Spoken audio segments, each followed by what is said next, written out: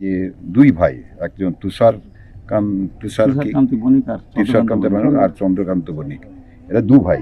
এরা আজকে এদের লাইসেন্স আছে, এরা এখানে আতশবাজি তৈরি করে।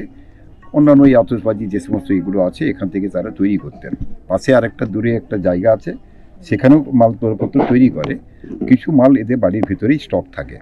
আমরা যতটা এখানে এসে আমরা যারা সংগ্রহ করে জানলাম আর কি। তো হঠাৎ এটা বাস্ট হয়ে গেছে। এটা হয়ে যাওয়ার সঙ্গে সঙ্গে গোটাটা আগুন লেগে যায়। পাশাপাশি যারা ছিলেন, যারা ভিতরে ছিলেন, বাচ্চা ছেলে থেকে আরম্ভ করে বয়স্ক, মানে তুষারবাবু এর যে বাবা ছিলেন, তারা আরেকজন বোধ মহিলাকে ছিলেন, মোটামুটি বড় বৌমা, এরা 7 জনই। এরা কেউ ওখান থেকে বেরোতে পারেন।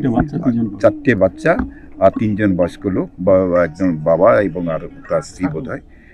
এর এই 3 জনই, 4-3-7 জন হচ্ছে যে এখানে এই আহত নয়, তারা মারাই গেছে।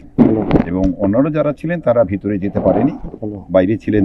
তারা কি অবস্থা আছে, কেউ কেউ বলছেন যে তারা এখান থেকে হসপিটালাইজ হয়েছে। তারা কোথায় আছে, কি ব্যাপার আছে, সেটা আমরা ডিটেলস বলতে পারছি না। মোট ফ্যামিলি হচ্ছে 11 জন।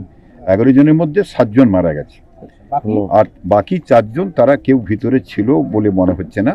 তারা এই অবস্থার মূলে হয়তো ওখানে গিয়ে ওদের উদ্ধার করতে গিয়ে তারা আহত হয়েছে। আমরা সেটাকে এখন জোর করে বলতে পারছি না কোথায় আছে। কেউ বলছে হসপিটালে গাইজ করা হয়েছে, আবার কোথা থেকে হসপিটাল থেকে অন্য কোথাও স্থানান্তরিত হয়েছে। বাড়ির মধ্যেই তৈরি হচ্ছিল, বাড়ির মধ্যে স্টক থাকে, এখান থেকে মালটা বিক্রি করে। আর যেখানে তৈরি হতো সেটা একটু মাঠের মাঝখানে। তো এখানে মাল কিছু স্টক থাকে আর ওখানে তৈরি করে। যে কোনো কারণেই হোক, সেটা তো আমরা বলতে পারবো না কীভাবে হয়েছে।